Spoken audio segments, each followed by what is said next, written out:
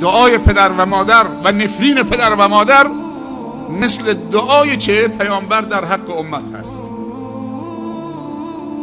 دعای خیر پدر و مادر برای فرزند ردخور ندارد، حتی اگه پدر و مادر کافر باشن. فقط در عبادت و بندگی خدا اجازه دادید که از اونها نافرمانی بکنید، اما در غیر اون صورت باید خدمت و احسان بهشون بکنید.